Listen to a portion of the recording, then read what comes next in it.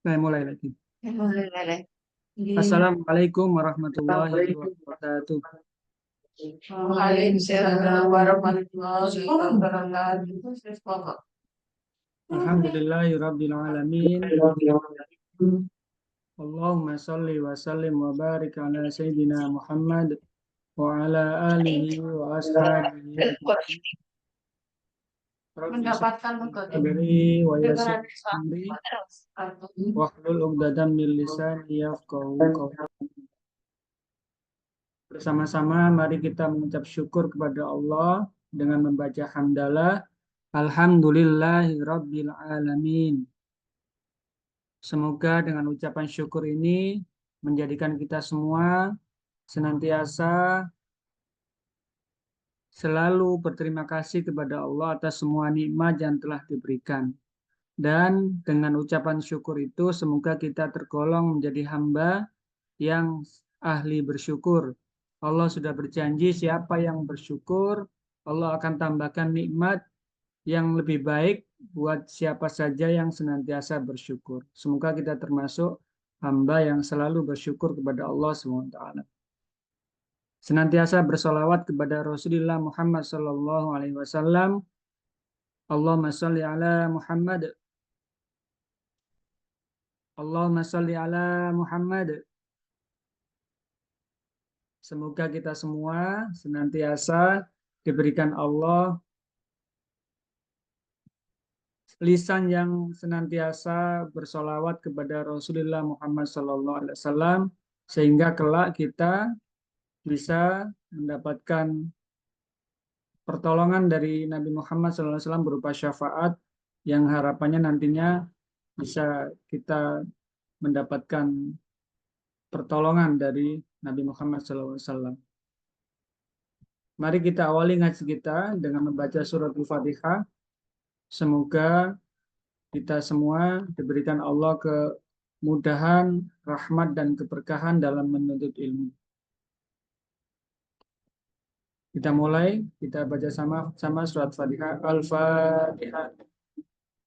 A'udzu billahi minasy syaithanir rajim.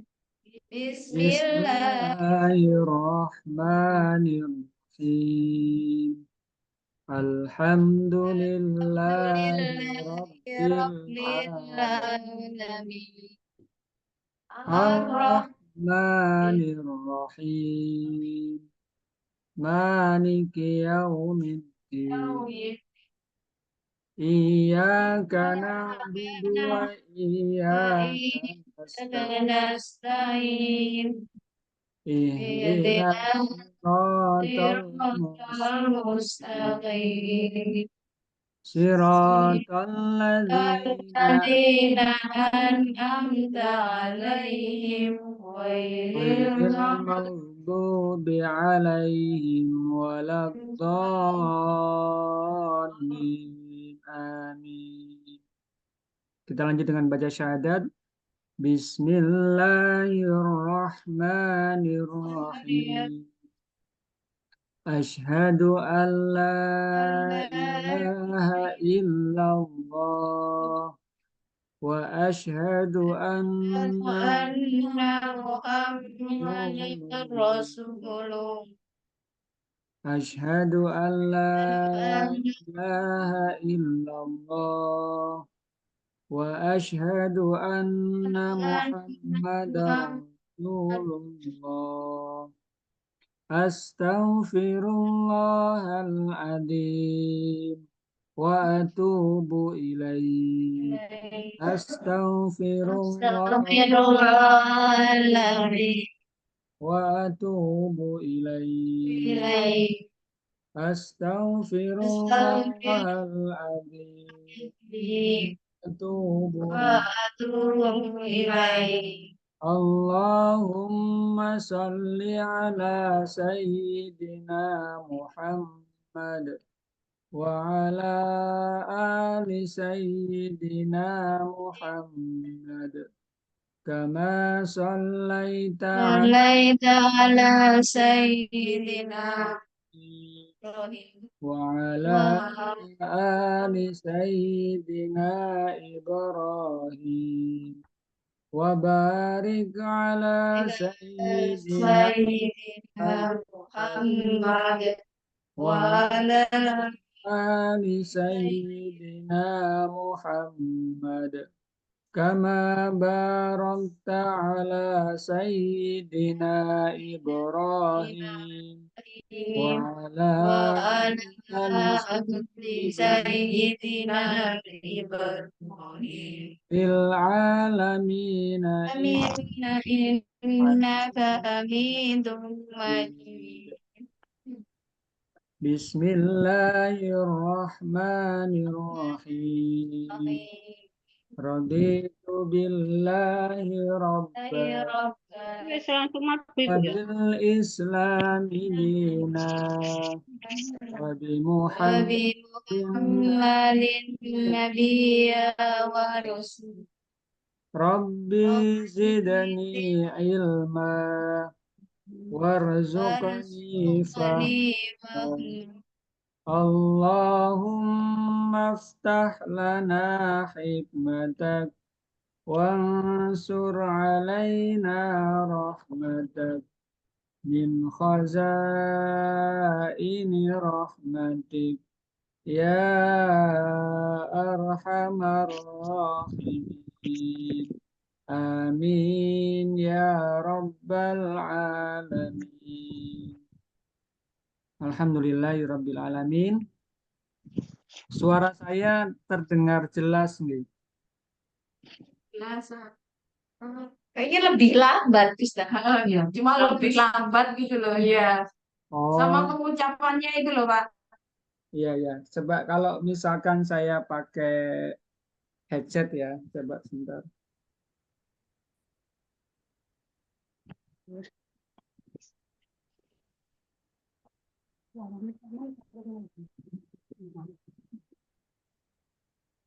Yuni. Suaranya terdengar? Assalamualaikum. Oke, waalaikumsalam, Bu Eko. Bu Juli. Suara. Assalamualaikum. Waalaikumsalam warahmatullahi wabarakatuh. Punten telat, Ustaz. Oke, nggak apa-apa. Kalau telat nanti dihukum sama Bu Yaya. Lebih jelas mana Bu suaranya? Jelas sekarang. Jelas sekarang. Oh ya. Oke. Oke, alhamdulillahirabbil alamin. Sudah kita mulai pembukaan untuk majelis ilmunya. Senantiasa dalam majelis ilmu itu diawali dengan suratul Fatihah. Fatihah ini menjadi surat yang menjadi rangkuman dari seluruh isi Al-Quran. Jadi kalau misalkan seluruh kitab suci di dunia ini dikumpulkan, semua buku-buku kata bijak dari para ilmuwan dikumpulkan, itu semuanya tidak bisa mewakili dari apa yang ada dalam Al-Quran. Dan semua yang ada dalam Al-Quran, 114 surat itu terkumpul di suratul Fatihah.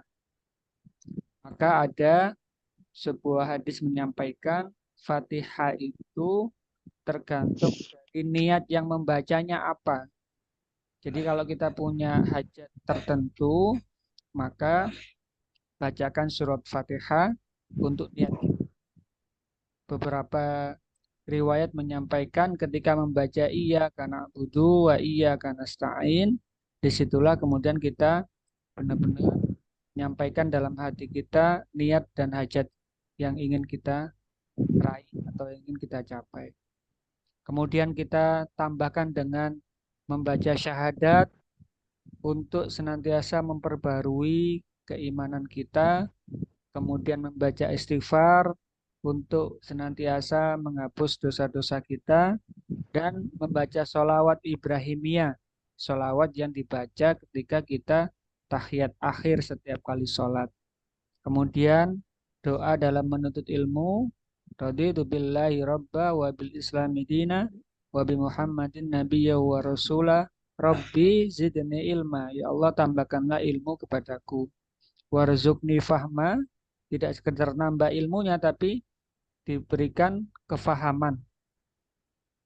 Diberikan kepahaman dari ilmu yang didapatkan. Allahumma ftah lana hikmatak. Ya Allah, bukakanlah kepada kami hikmah dari ilmu tersebut. Wansur alaina rahmatak, dan tolonglah kami semua dengan rahmatmu.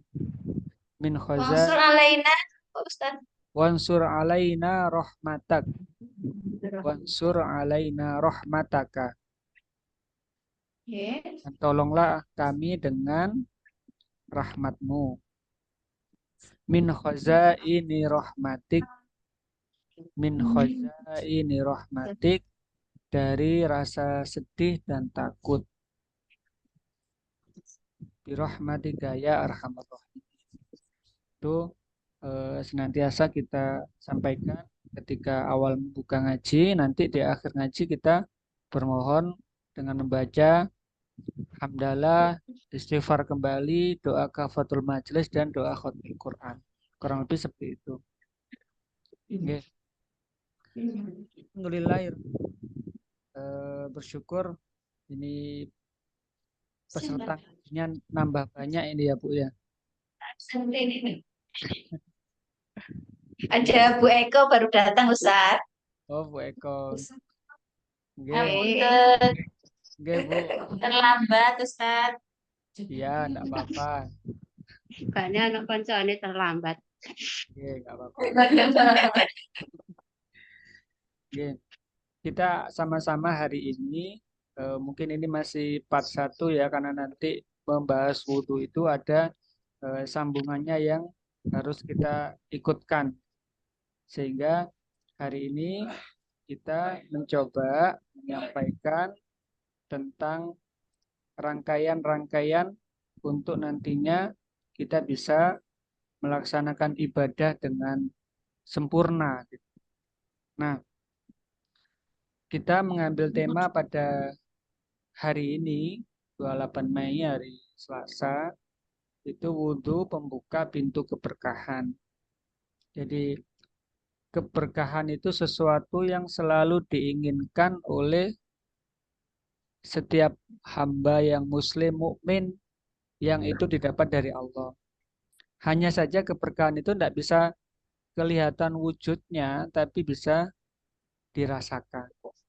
Saya pernah mendapatkan sebuah kisah itu dari seorang ustadz menyampaikan begini. Ceritanya ada seorang anak yang senantiasa merawat orang tuanya. Kemudian ketika orang tuanya sakit, dia tetap sabar merawat orang tuanya, bahkan sampai kepada kondisi yang sangat susah dalam perawatannya karena orang tuanya sudah tidak bisa bangun, orang tuanya kondisinya sakitnya parah, dia sendiri harus punya kebutuhan, harus bekerja dan sebagainya gitu. Tapi dia berusaha istiqomah untuk bisa merawat kedua orang tuanya. Nah, kemudian orang tuanya itu menyampaikan sebuah pesan kepada anaknya.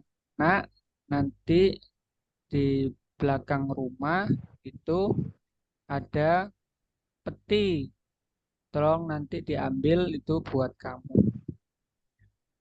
Nah, kemudian di hari yang sudah Allah tentukan, orang tuanya meninggal, dan benar digali di belakang rumah itu ada sebuah peti. Nah, kemudian dibukalah peti tersebut, kemudian dicoba dibuka, dan ternyata isinya adalah sesuatu yang ini bagi dirinya itu sesuatu yang tidak bisa diukur karena ini tidak tahu bentuknya apa. Ternyata barang tersebut ada yang mau beli dengan harga yang mahal, tapi karena orang ini tidak mau, akhirnya pada satu kesempatan ternyata yang membeli adalah kerajaan dengan nilai yang sangat mahal sekali. Dan itu sebuah keberkahan yang kita tidak tahu, tapi kemudian ternyata itu bisa terasa dan dibuktikan oleh sebagian dari kita. Nah, wudhu pun demikian, sesuatu yang menjadi pembuka pintunya. Nanti setelah pintunya terbuka, kita bisa masuk mengambil keberkahan-keberkahan yang ada yang disediakan oleh Allah Subhanahu wa taala. Nah, dalam bab berwudu atau bab berwudu itu tidak lepas dari yang namanya bersuci, atau dalam bahasa kitab, semua kitab disebutkan adalah sebagai toharo. Nah, ini saya ingin supaya kita tahu mengapanya kita berwudu, kenapa sih kita harus bersuci. Coba ibu-ibu, siapa duluan boleh bergantian. Dibuka surat Al-Maidah, surat yang kelima ayat 6. Monggo siapa dulu? Al-Maidah, surat yang kelima ayat 6. Nanti bergantian yang baca. Al-Maidah, monggo.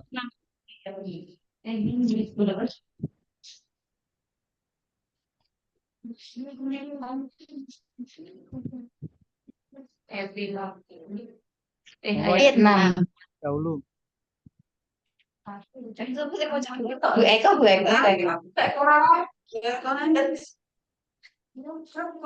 Soalnya lobo, soalnya Monggo. Siapa? Bu Kuci dulu yang baca gantian. Bu Eko yang panjang Pak Ustadz. Oh ya, Bu Eko. Yang ayat, monggo dibaca.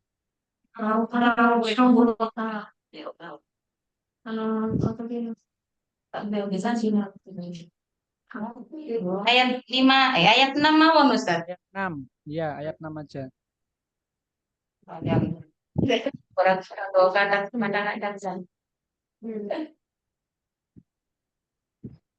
Al-Maidah ayat 6.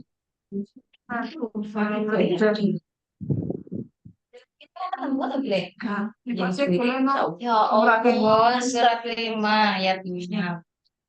Nek, kilo dengar pan ini, dulu ono tulisannya surat ke berapa itu?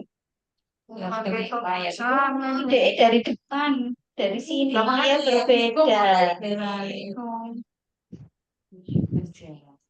Coba yang di pertengahan ayatnya saya bacakan ya. Kalau sudah lihat terjemahnya, ya ayyuhalladzina amanu idza kuntum ila sholati faghsilu wujuhakum wa aydikum ilal marafiq wamsahu biru'usikum wa arjulakum ilal ka'bain wa in kuntum junuban fattahharu. Itu yang menjadikan dasar bahwa bersuci itu sesuatu yang diperintahkan. Dan jika kamu junub, maka bersucilah. Jadi, maka menggunakan kalimat fattoharu itu tidak berlama-lama. Jadi ketika dia sedang junub itu ya hadas besar, maka tidak berlama-lama, segera untuk bersuci. Bersuci gitu ya. Wa in kuntum junuban fattoharu.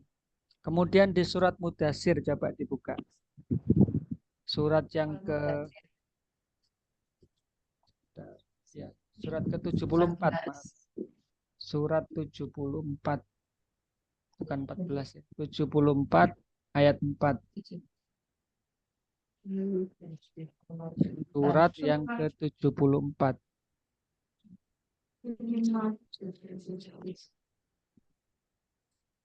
Ayat 4. Ayat 4. Al-Mudassir ayat 4.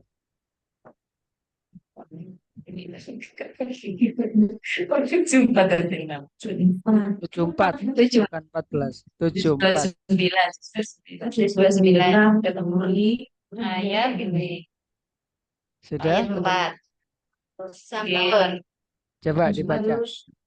Wasia baka patohir. Wasia baka patohir. Ya, artinya dan bersihkanlah Dan- pakaian. ya, membersihkan, bersihkanlah dan pakaianmu bersihkanlah gitu ya. Wasia baka fatohir. Ini juga adalah kalimat perintah. Wasia baka fatohir. Jadi perintah untuk membersihkan atau perintah untuk bersuci. Ini perintah yang disampaikan Allah kepada Nabi Muhammad. Al-Mujadid 29 ayat surat yang 70. Ini kita 72.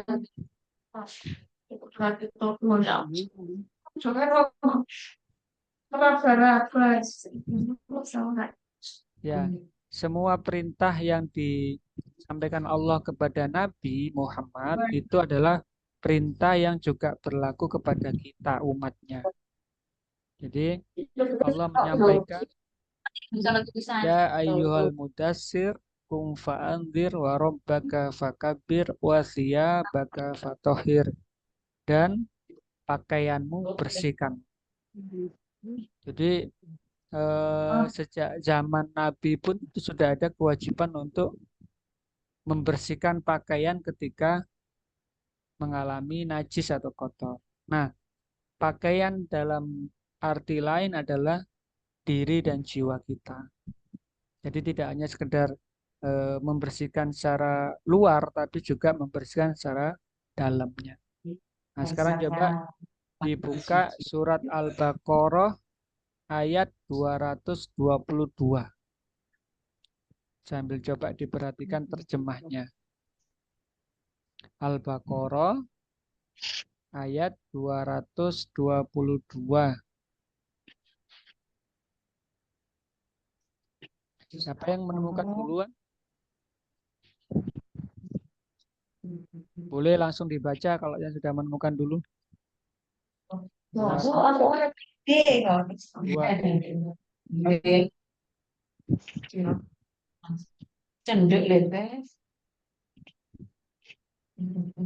Yang di ayat terakhirnya, di kalimat terakhirnya. Innallaha yuhibbut tawwabina wa yuhibbul mutatahhirin. Nah, itu dari surat Al-Baqarah menyebutkan Allah, sesungguhnya Sesungguhnya Allah Allah menyukai orang yang taubat dan menyukai orang yang menyucikan diri. artinya yang menjadi dasar kenapa bersuci itu wajib. Satu, tadi disampaikan bahwa kalau kamu junub, maka segeralah bersuci. Kemudian bersihkanlah pakaian. Kemudian Allah mencintai orang yang bertaubat dan orang-orang yang mensucikan diri. Artinya ini bagian daripada dasar kenapa kita melakukan bersuci. Jadi kalau di orang India, apunten ya, orang India di sana, mereka sangat memuliakan yang namanya sapi. Bahkan mereka bersedia membasuh wajah mereka dengan air kencingnya sapi. Gitu. Artinya di situ, iya, mereka berebut sapi khusus ya, sapi yang mereka sudah anggap sebagai dewa di sana. Mereka sangat memusuhi Islam, salah satunya karena sapi dalam Islam kan disembelih ketika kurban. Jadi mereka merasa dewanya mereka disembelih gitu. Nah, disebutkan bahwa innallaha yuhibbut tawwabina wa yuhibbul mutatahhirin. Orang yang senantiasa mensucikan diri. Nah, kita dalam Islam diajarkan semua, nanti disebutkan nanti di belakang, yang keluar dari dua kemaluan, maka dia tersebut sebagai barang yang najis. Gitu. Nah, dasar apalagi yang menjadikan bahwa bersuci itu wajib, yaitu hadis Nabi menyampaikan kuncinya sholat itu bersuci. Seperti yang pernah kita sampaikan dulu bahwa ada sahabat Nabi yang sholat bahkan sampai 3 kali diulang di depan Nabi, sama Nabi disuruh ngulang lagi sampai dia kemudian merasa, ya Rasul, saya nggak bisa lagi, seperti apa sholat yang bagus, sholat yang sempurna. Akhirnya Nabi mengajak dimulai dari wudhunya. Jadi wudhu ini menjadi pintu pembuka yang pertama. Kalau misalkan wudhunya itu salah, wudhunya tidak tepat, tidak sesuai dengan yang dicontohkan oleh Rasulullah, maka ya udah otomatis amal yang lainnya juga termasuk sholat adalah eh, tidak sesuai atau mungkin ada yang tidak tepat. Gitu.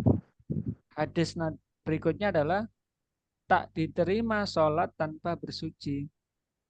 Ujuk-ujuk orang tiba-tiba sholat, padahal dia tadi habis pipis gitu, atau mungkin sempat buang angin atau yang lainnya, ya sholatnya menjadi tidak sah, sholatnya tidak diterima gitu. Kemudian hadis Nabi berikutnya adalah at-tahuru satrul, bersuci itu setengahnya dari iman. Kenapa? Kita meyakini, iman meyakini bahwa dengan bersuci, membasuh tubuh kita, membasuh bagian-bagian tubuh, itu bagian daripada setengahnya iman. Gitu. Nah, berikutnya kita bisa melihat dari bagian ini bahwa bersuci itu dibagi dua.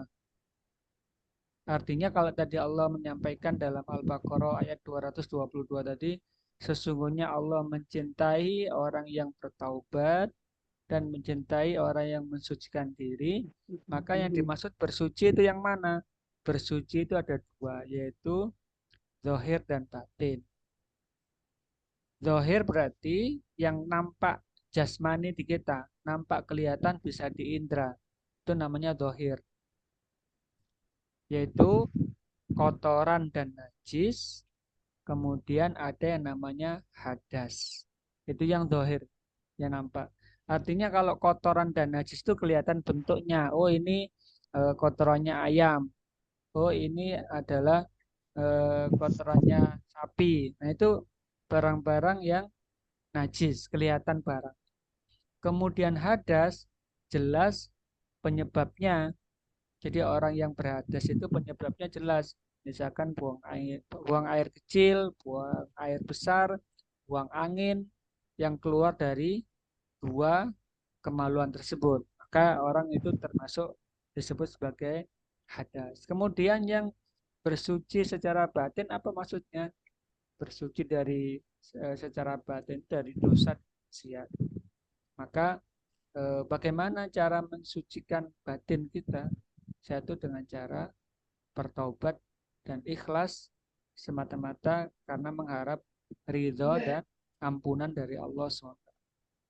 Maka kita bagaimana kemudian selain bersuci zahirnya juga batinnya.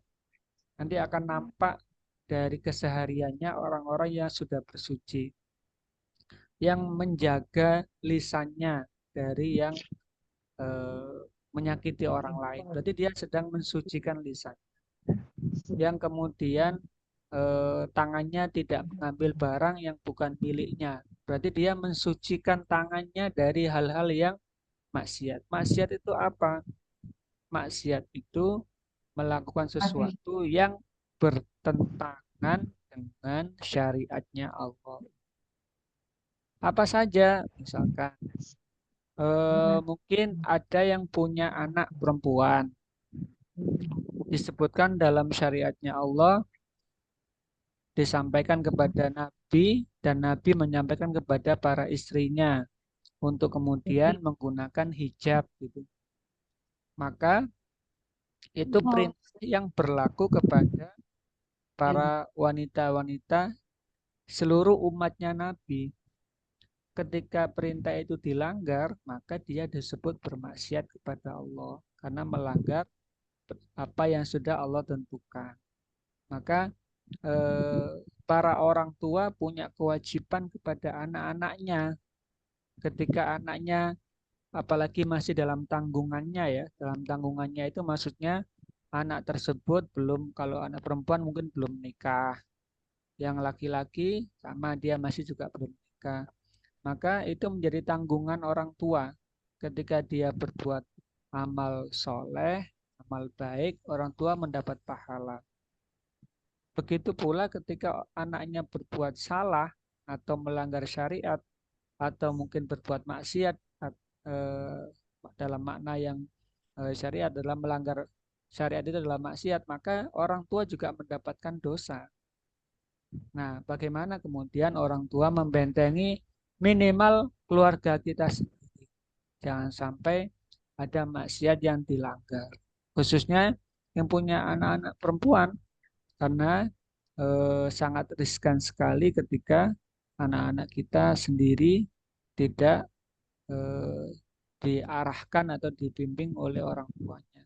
Kondisi hari ini sangat memungkinkan anak-anak kita kalau tidak dibimbing dengan benar itu terkena apa ya, kondisi di sekolahan, di lingkungan itu sangat mempengaruhi, dan yang paling utama hari ini adalah kondisi di sosial media. Maka para orang tua yuk sama-sama menjaga anak-anak kita masing-masing gitu.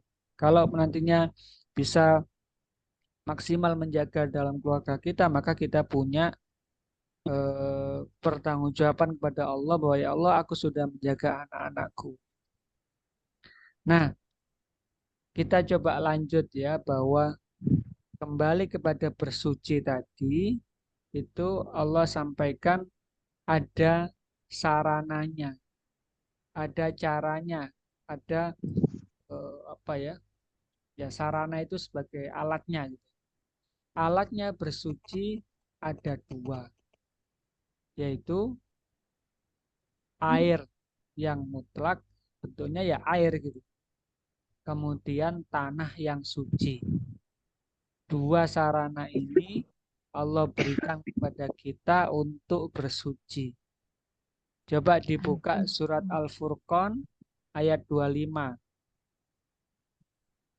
Al-Furqan ayat 25. Al-Furqan itu surat yang ke-25.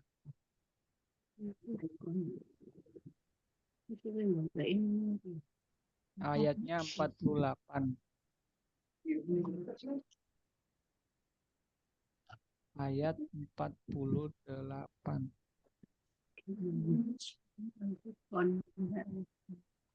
Yang terakhir, penggalan yang terakhir. Coba boleh yang sudah ketemu duluan membaca.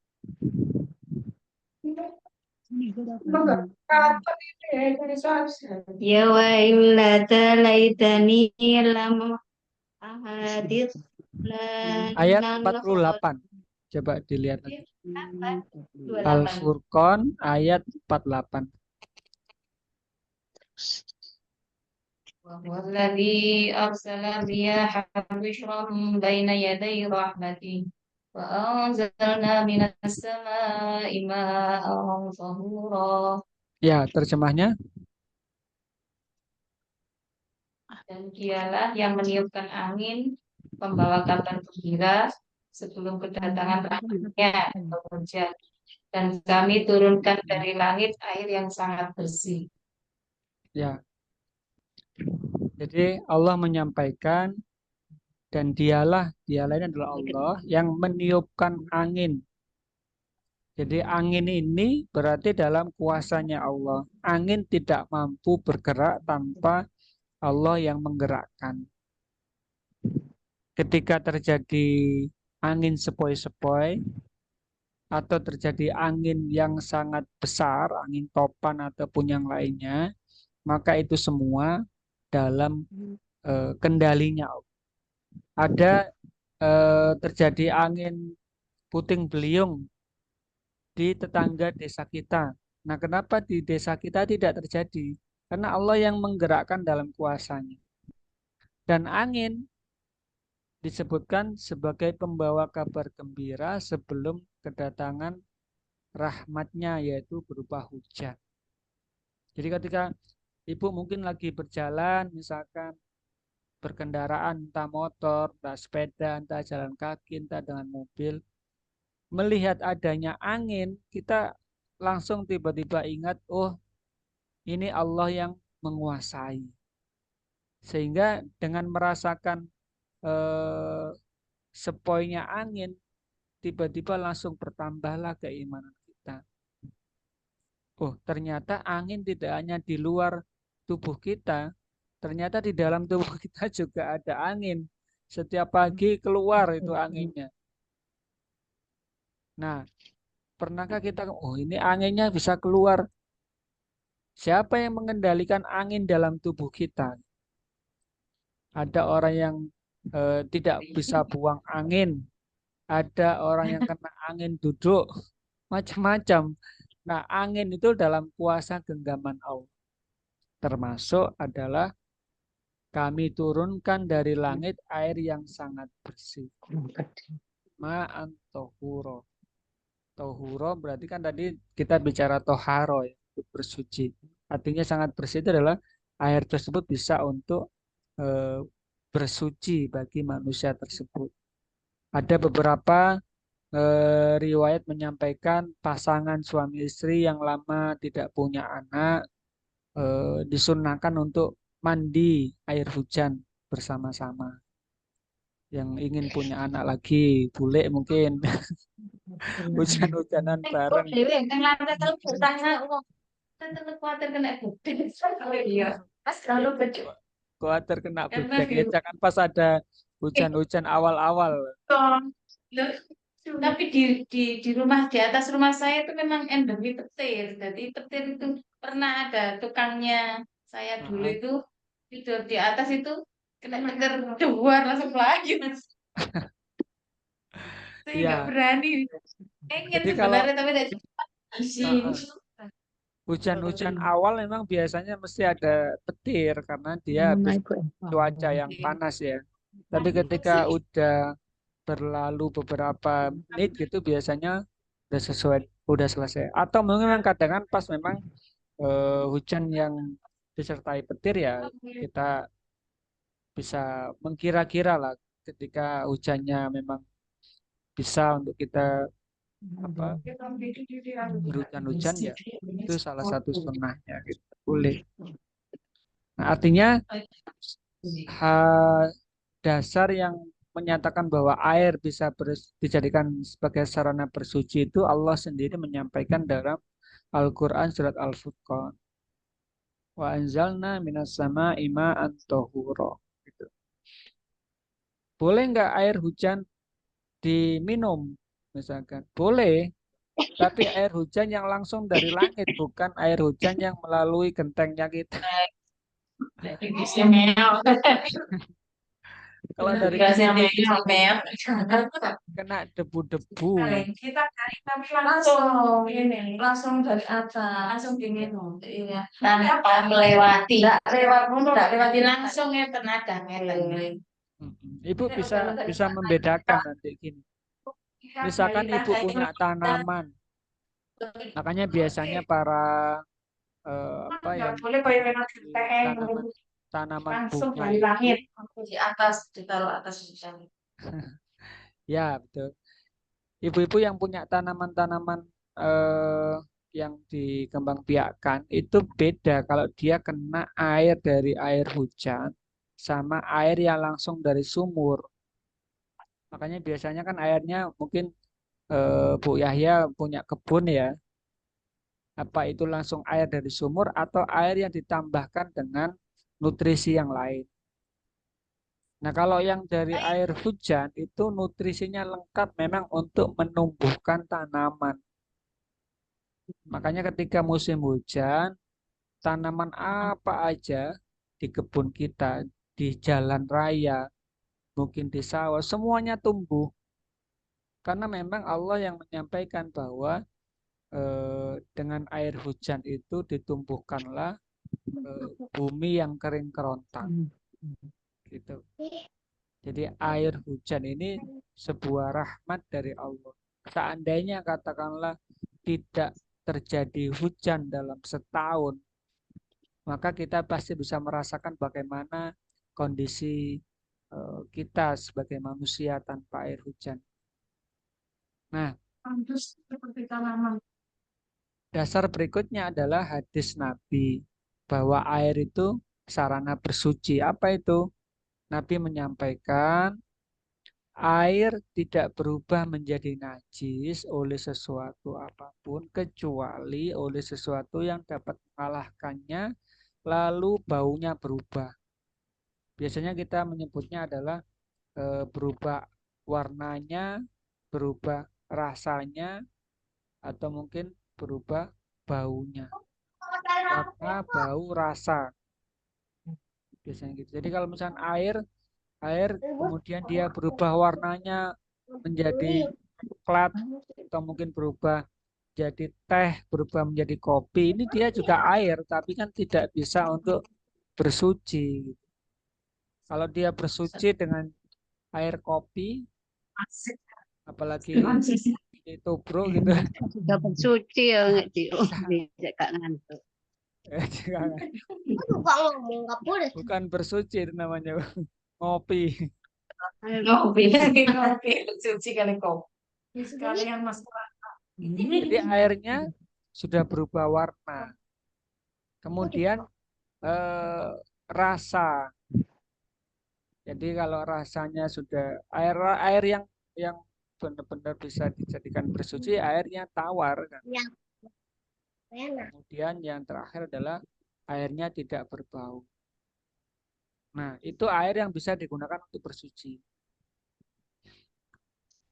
Kenapa kalau misalkan menggunakan air yang tidak yang berbau, yang berwarna atau yang berasa tadi, maka dia tidak bisa untuk mensucikan najis dan hadas. Meskipun mandi air teh yang sangat banyak atau air susu. Sekarang kan ada mandi susu atau apa gitu ya dalam mungkin apa perawatan itu. Tetap itu tidak disebut sebagai bersuci. Ketika dipakai sholat ya dia harus wudhu dengan air yang mutlak. Kadang nggak bau. Kalau airnya payau, Ustaz. Airnya payau, air laut ya. Di sini itu kan bekasnya tambak. Jadi sumurnya itu ada yang asin, ada yang payau gitu. Air payau itu rasanya gimana, Bu? Asin, sedikit asin, agak asin gitu loh. Agak-agak Asin asin. bekas tambak soal. Bekas tambak Ustadz sini.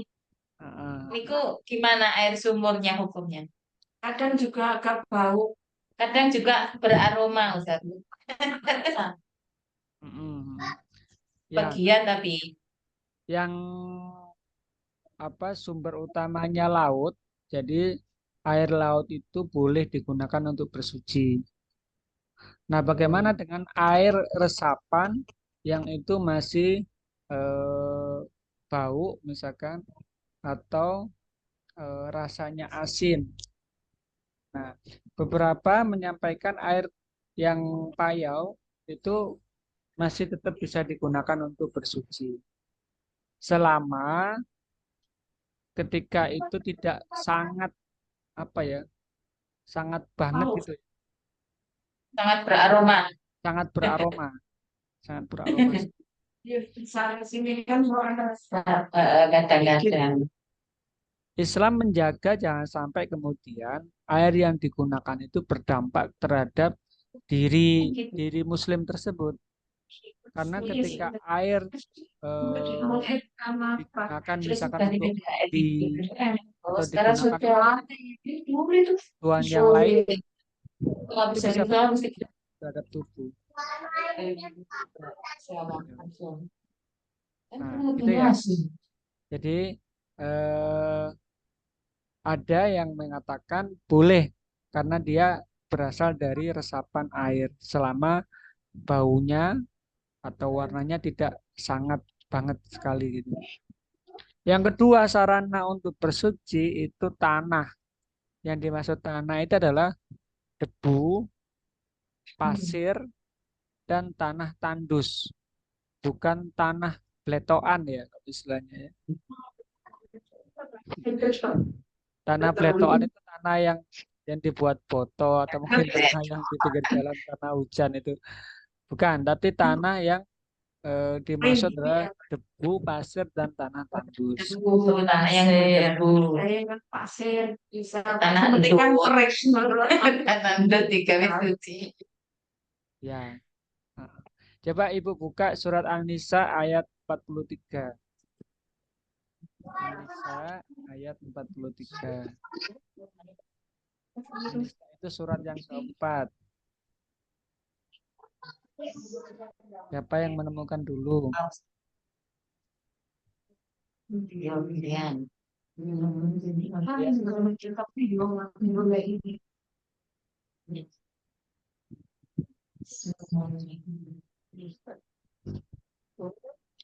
Ya ayyuhalladzina amanu la taqrabus salata wa antum sukara وأنتم سكارى حتى تعلموا ما تقولون ولا جنبا إلا عابري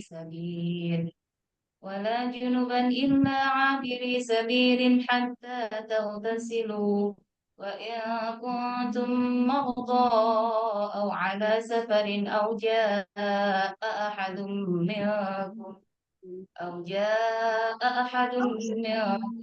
من الغائط أو لامستم النساء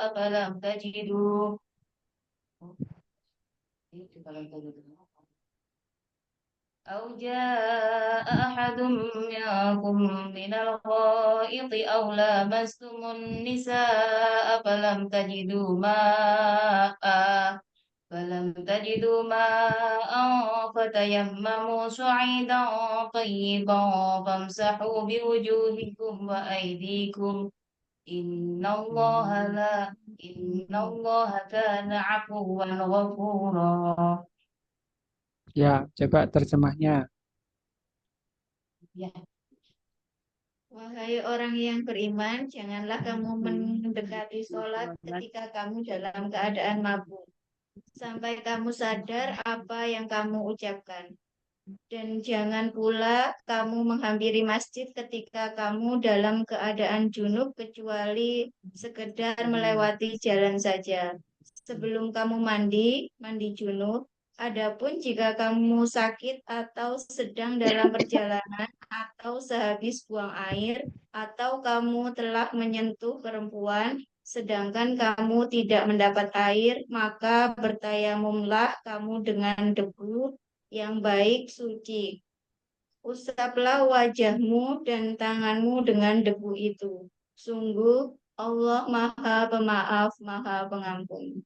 Ya, di surat An-Nisa ini disebutkan bahwa eh, ini spesial hanya untuk orang-orang yang beriman. Bagi bagi mereka yang tidak beriman, maka tidak berlaku ayat ini. Orang-orang yang beriman, ketika ada perintah ya ayyuhalladzina amanu kemudian tidak dilaksanakan, maka ada konsekuensinya. Dan ini surat-surat yang diawali dengan ya ayyuhalladzina amanu berarti surat ini diturunkan ketika Rasulullah sudah di Madinah. Kalau ya ayyuhan nas, rata-rata surat itu diturunkan di Mekah. Apa yang disampaikan Allah kepada Nabi dan kepada kita semua, karena pesan ini bukan berlaku untuk Nabi, berlaku untuk Nabi dan semua umatnya, apalagi kita mengaku sebagai umatnya, yaitu janganlah kamu mendekati sholat. Maksudnya ya jangan sholat, jangan melakukan sholat ketika kamu dalam keadaan mabuk. Di zaman sebelum Nabi itu minum arak mabuk itu sesuatu yang biasa. Gitu. Bahkan ketika di zaman Nabi sebelum ada perintah untuk bahwa minuman khamr itu haram, itu masih dibolehkan.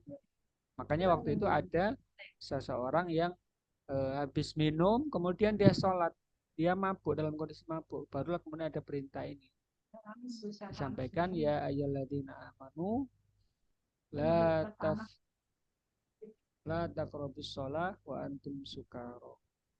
Janganlah kamu sholat ketika kamu dalam keadaan mabuk.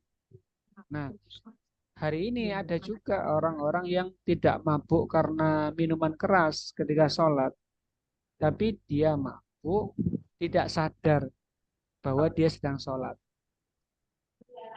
Jadi ada orang sholat, tapi dia nggak sadar. Sin dibaca itu apa. Kemudian sampai malah kadang lupa rakaatnya. Oh, ya itu sering lah itu sering. Sudah Lupa. berapa rakaat lali gitu. Maka itu bisa dikatakan sebagai orang yang sedang mabuk itu, lupa dengan nggak sadar dengan apa yang diucapkan, nggak sadar dengan apa yang dilakukan. Tiba-tiba loh, aku mau serakatin tiro ya. Ya, itu seharusnya bagaimana Ustaz? Nah, Bagaimana cara menanggulangi? cara menanggulanginya. Satu, itu dimulai dari wudhunya. Wudhunya nanti dijaga, diperhatikan yang sempurna. Kemudian sebelum sholat, sunnah-sunnahnya dilakukan. Baca ta'awud, pakai baju yang memang khusus yang untuk sholat, yang bagus, yang suci gitu. Kemudian semuanya dipersiapkan tempatnya yang suci. Waktunya benar-benar disediakan, tidak pas terburu-buru. Terus benar-benar bermohon kepada Allah, niat sholat yang sesungguhnya. Nah, bagaimana supaya tidak lupa? Nah, ini salah satu ciri ya dari kurang lebih sekian banyak ciri orang yang perlu diruqyah. Salah satu cirinya itu adalah dia sering lupa rakaat sholat.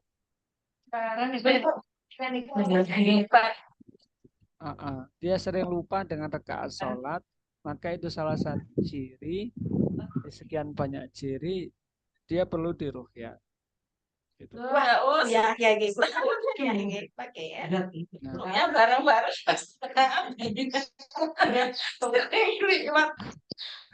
Nah, bagaimana kemudian supaya kita benar-benar ingat bahwa kita sedang sholat? Salah satunya, sholat itu ada 3 yang harus diperhatikan. 1, jiwa atau mentalnya. 2, gerakannya. 3, ucapannya. Jadi kalau jiwanya dia sedang meyakini dia sedang menghadap Allah, di depannya itu ada Allah yang kita sedang menghadapnya, dia yang maha menguasai diri kita dan seluruh alam semesta ini. Maka ketika mental dan jiwa itu terbangun, tidak mungkin kita lupa. Tapi sebelum terbangun, biasanya ya memang setan sangat halus untuk membisiki kita. Nah, yang kedua adalah gerakannya. Bagaimana gerakan sholat yang benar-benar sesuai dengan yang dicontohkan. Rukuknya yang sempurna, sujudnya yang sempurna, berdiri yang sempurna, duduk yang sempurna. Itu semua dicontohkan secara detail oleh Rasulullah. Yang ketiga adalah bacaannya. Ketika kita membaca Subhana rabbiyal a'la wa bihamdi, diiling-iling ini. memahami maknanya, maka dia insya Allah dalam setiap sholat dia tidak dalam kondisi mabuk tadi ya, atau mungkin kondisi yang tidak sadar. Kemudian lanjutan ayatnya adalah, dan jangan pula kamu hampiri masjid ketika kamu dalam keadaan junub. Ini juga berlaku ketika para wanita yang sedang haid gitu ya. Jadi tidak boleh berdiam diri di dalam masjid. Bagaimana kalau misalkan di pelataran masjid, di halaman masjid? Jadi masjid itu Biasanya ada yang ruang tengah, ada teras, ada halaman gitu. Yang dilarang adalah yang di halaman di tengah masjidnya, di masjidnya itu. Jadi ada biasanya dihukumi ini masjidnya. Ini sudah termasuk halaman, tidak apa-apa.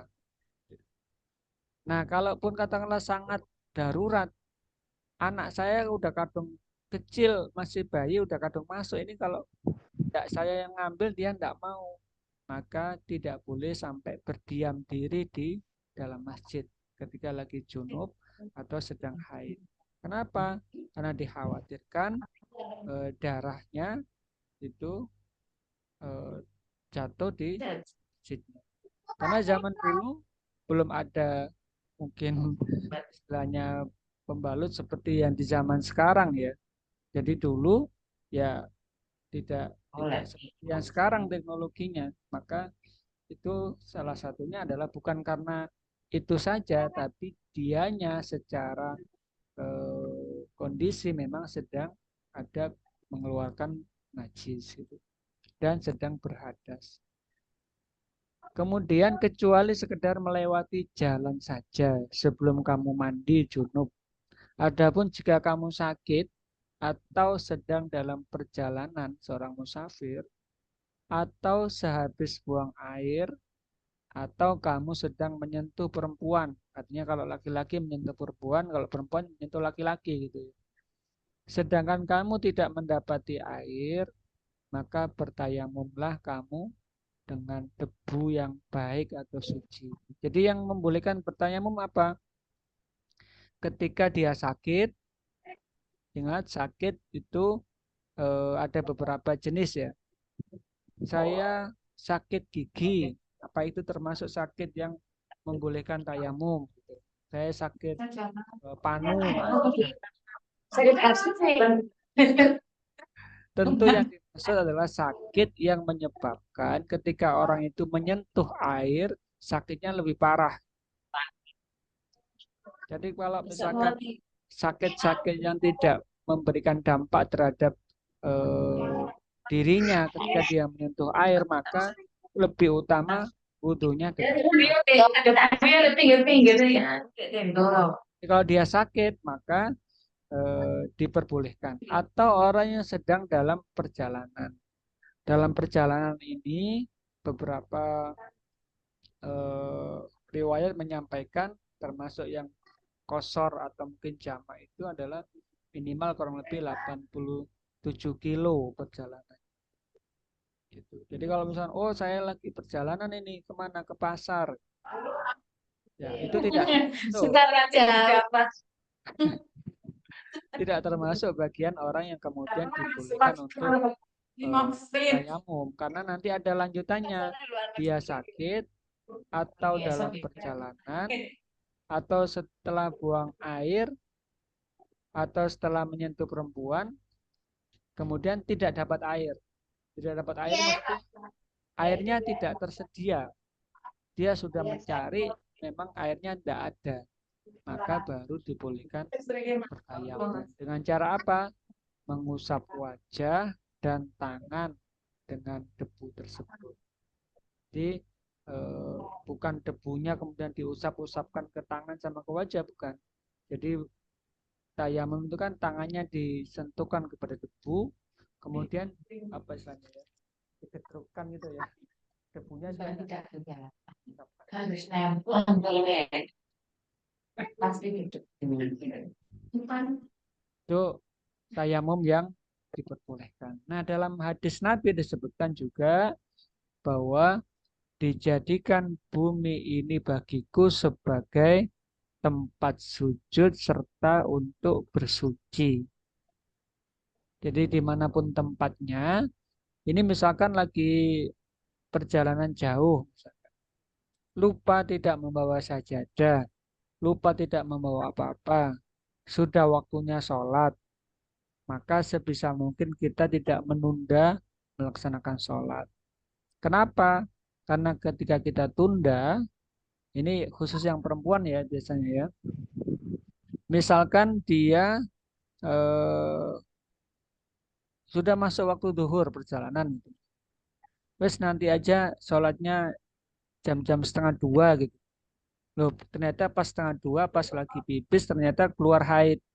Berarti dia sudah meninggalkan sholat duhur gitu berhitungnya. Maka sebisa mungkin, apalagi yang perempuan memang sebisa mungkin ketika sudah ada waktunya, waktu sholat, segera gitu. Jangan sampai kemudian meninggalkan sholat karena hal-hal yang mungkin tidak sampai Iya, udzur syar'i. Kecuali udzur syar'i yang benar-benar nggak bisa ditinggal, nggak bisa digantikan, ya ada rukhsahnya untuk hal yang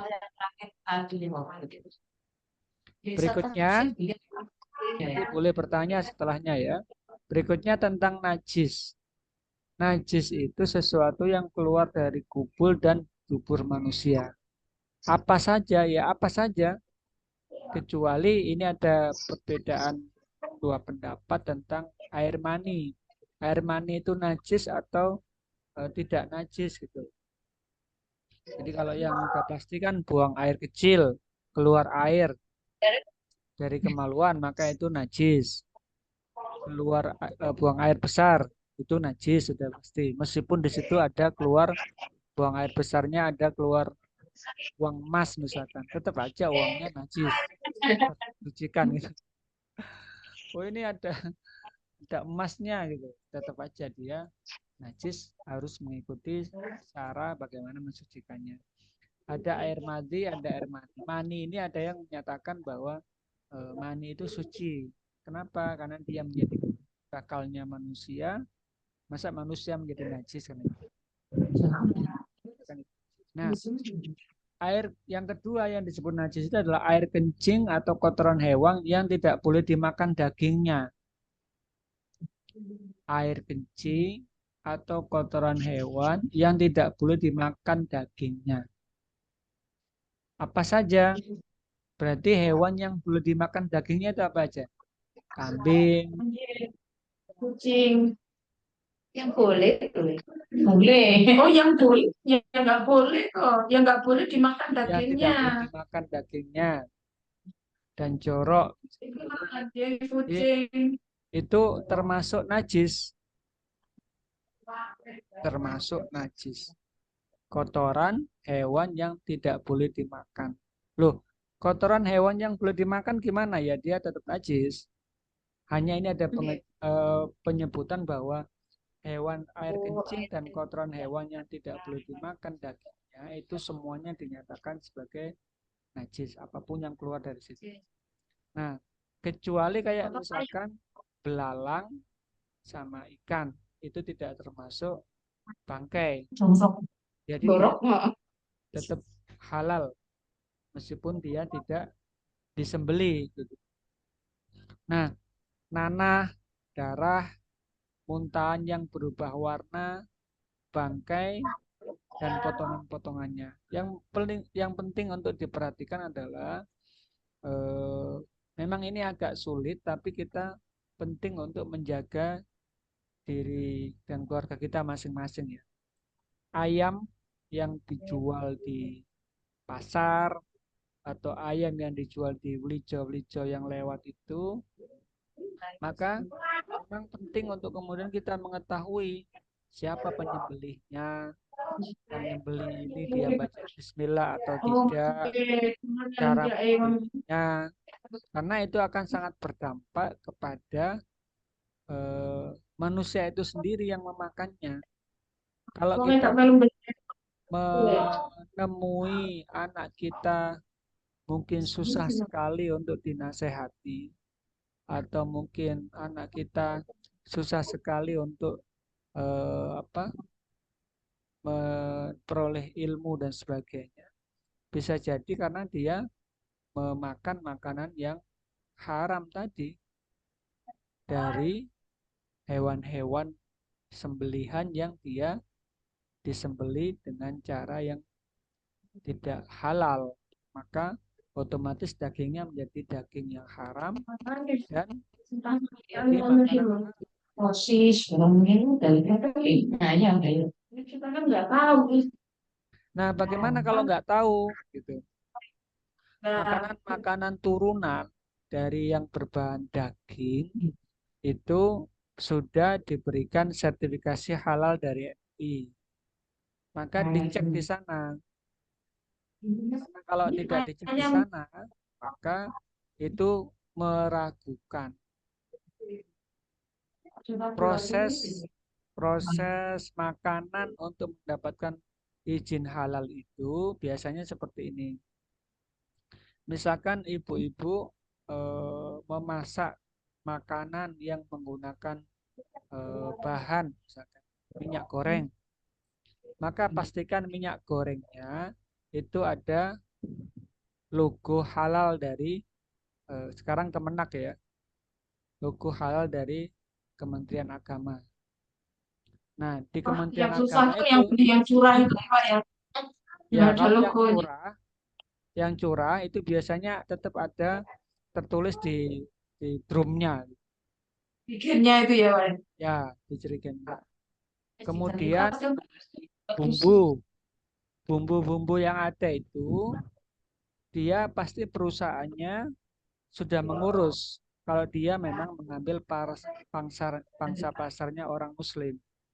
Dia harus mendapatkan sertifikasi halalnya. Di bungkusnya ada halal, logo halalnya. Ketika tidak ada logo halalnya, maka nanti berdampak kepada makanan yang dihasilkan. Bumbu apa saja gitu. Kecuali yang memang bumbu-bumbu yang diambil dari kebun sendiri. Serai, daun salam, lengkuas, itu beda lagi. Itu langsung dari alam. Tapi yang sudah dikemas dalam bentuk bumbu-bumbu saset dan sebagainya, maka di situ biasanya ada campuran-campurannya yang kita harus mengetahui, minimal kita pastikan sudah tersertifikasi halal. Nah, berkenaan dengan makanan yang buat anak-anak kita tadi, kita yang lebih perhatian karena nanti berdampak kepada dirinya. Minimal dia mengetahui ilmunya. Ketika kelak dia sudah kuliah, nah kuliah kamu jauh dari orang tua, kamu bebas makan terserah kamu yang kamu suka. Rambu-rambunya ini nak, jangan sampai kamu makanan yang halal, yang haram. Cara memilihnya seperti ini. Ini kasih tahu anak-anak kita. Apalagi hari ini, misalkan banyak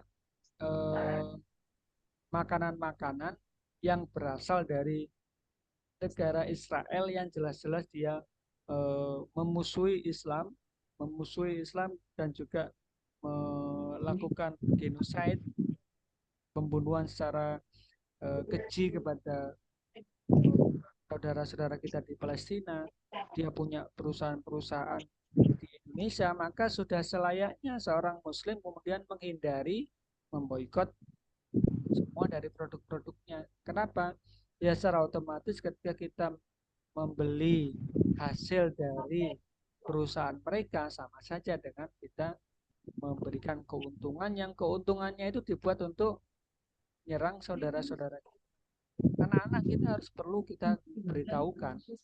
Kalaupun nantinya tanpa sepengetahuan kita, anak kita tetap melakukan itu di luar sana, kita nanti punya alasan untuk menyampaikan kepada Allah Subhanahu wa Ta'ala.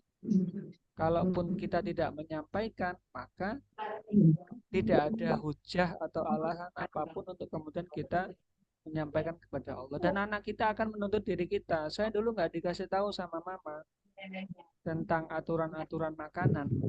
Ya saya makan aja semuanya. Orang tua saya nggak memberitahu, dan saya tidak diarahkan. Maka jangan salahkan saya. Saya tuntut orang tua saya. Nah di akhirat nanti akan ada seperti itu. Orang tua menuntut anaknya, anaknya menuntut orang tuanya, suami menuntut istri, istri menuntut suami, dan seterusnya. Maka pastikan hak-haknya terpenuhi. Haknya anak mendapatkan pengarahan dan petunjuk dari orang tua. Begitu pula sebaliknya. Orang tua punya hak dihormati, dibakti oleh seorang. Jadi masing-masing punya hak yang harus. Nah, Lanjutannya kecuali kulit yang disamak. Kulit yang disamak itu Diapakan sama itu diapakan Pak? Sama. dijadikan sampul. Oh, sama saja tapi bisa sama ini Sama. sama ini oh bisa apa? Sampul ini sampul yang sama kan bisa Jawa kan? Mak, kalau di Semarang di rumah nih. Sama. Nah, ini juga yang lagi rame ya sekarang, misalkan ini ada gambar kucing, apa kucing, bukan kucing, anjing ini. Anjing yang Anjing. sekarang banyak keluarga-keluarga yang memelihara hewan yang mungkin seperti ini ya, didandani, kelihatan lucu, gemeskan itu. Lucu Pak. Dilihat hewan ini Yo, udah ngomong wis tak ulur terus Pak. Ya Allah. jarang pelihara, Anjing juga. Begini gitu. kecuali hewan anjing yang memang digunakan untuk perang atau mungkin untuk apa mencari apa istilahnya anjing pelacak, itu beda lagi. Tapi anjing yang kemudian dia dipelihara di rumah, maka seorang muslim tidak layak untuk pelihara anjing. Kalau kucing dibolehkan, boleh pelihara kucing. Secara ekosistem kucing sendiri memang ada untuk mengusir tikus. Jadi kalau rumah banyak tikusnya, itu penting kalau ada kucing. Kucing saya ketemu tikus lari. Oh, kucingnya malah nggak berani sama tikus. Ya salah jangan zaman sekarang itu lebih penakut daripada dia. Iya, Tapi takut kucingnya tikus. bukan kucing yang ini apa istilahnya kucing liar. Kucing yang dirawat, tidurnya di atas Kucing kasur. rumah. Kucing Makanya liar pun juga kalau ketemu tikus di sini itu malah kucingnya yang lari. Tikusnya tikusnya besar-besar. besar-besar. Tikusnya besar-besar. Ya, tapi secara Ya. secara penciptaan memang masing-masing hewan itu punya musuhnya sendiri-sendiri. Kayak nyamuk itu musuhnya dengan cicak. Cicak nanti dimakan apa? Kemudian apa dimakan apa? Terus seperti itu ekosistemnya. Nah, termasuk yang tadi semestinya dia takut dengan kucing gitu. Nah, saya menyampaikan kalaupun nanti anak-anak kita mungkin kita enggak ya, tapi anak-anak kita kalau tidak diberitahukan dari sejak sekarang, ketika dia dewasa, tiba-tiba kita berkunjung ke rumahnya, misalkan anak kita dapat menantu dari luar negeri misalkan. Ayo Bu ke rumah saya di Thailand misalkan. Oh, ternyata tiba-tiba di sana, loh, anakku kok punya anjing yang dirawat di rumah. Padahal air liurnya najis gitu. Nah, ini penting untuk disampaikan pada anak-anak kita. Apa rawat binatang yang apa? Yang lainnya masih banyak kalau berkenan merawat Anjing itu kalau dibuat menjaga rumah itu gitu. penting Kenapa? Karena ketika najis ini tidak diperhatikan, dia nanti berdampak kepada sholatnya kita. Kalau sholatnya kemudian tidak diperhatikan, bagaimana kita bisa melakukan fungsi sebagai seorang hamba yang melaksanakan ibadah? Gitu. Nah, sampai di sini dulu mungkin ada yang mau ditanyakan. Waktunya sudah jam 9 kurang. Monggo. Ada yang tanya Ustaz, air madi niku air nopo? Ustaz, searching cairan ringan yang keluar akibat rangsangan saat berjumpa. Tadi Mas lihat apa itu aku nggak tahu terus tak cari. Bukan panjang dispas. Soalnya kok ada yang saya nggak kenal itu apa. Maksudnya kan gini gitu. Ya, cairan yang biasanya itu bisa diakibatkan karena kelelahan ya, tapi juga beberapa juga karena syahwat rangsangan gitu. Jadi cairan benar yang disampaikan tadi, cairan putih ya kayak sperma gitu, tapi dia bening, lengket yang keluar dari kemaluan laki-laki atau perempuan saat syahwat terangsang. Jadi ini keluar bukan hanya di laki tapi juga di perempuan juga. Ketika dia membayangkan atau mungkin sedang dengan suaminya atau dengan istrinya, itu keluar air mandi itu. Biasanya gitu.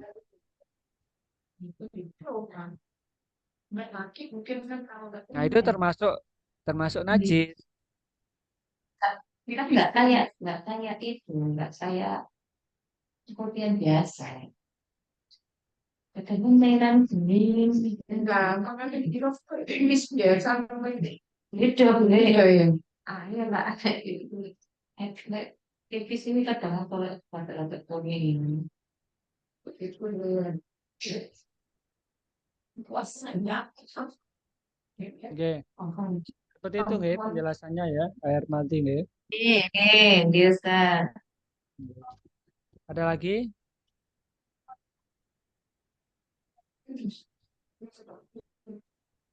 Cukup kira-kira?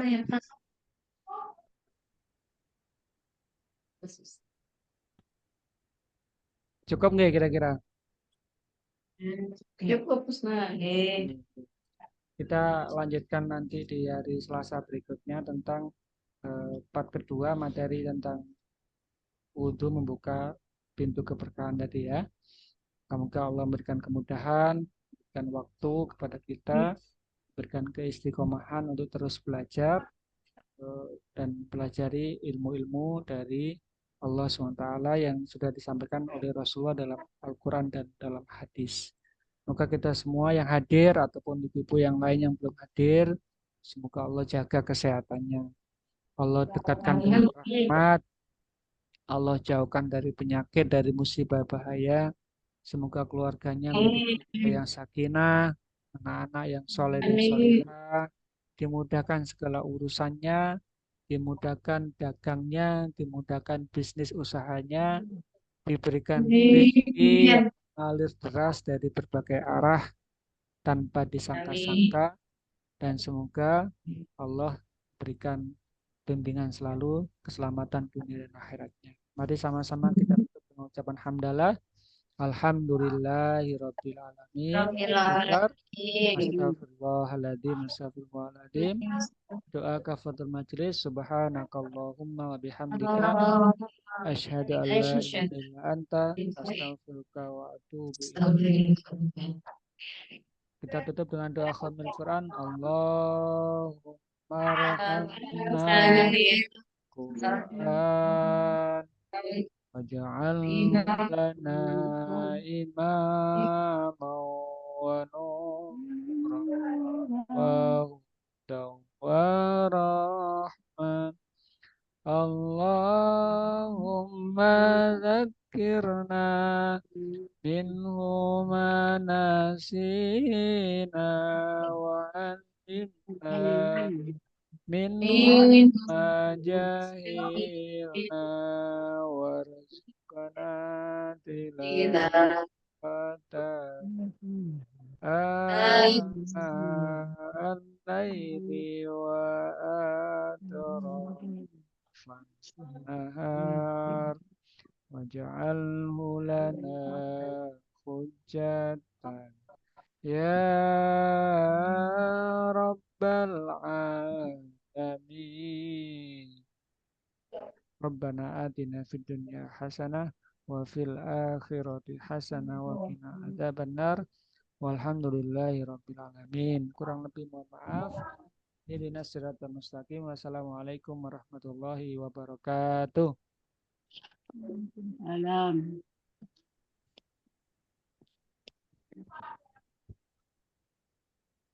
Saya pamit dulu nggih. Nah,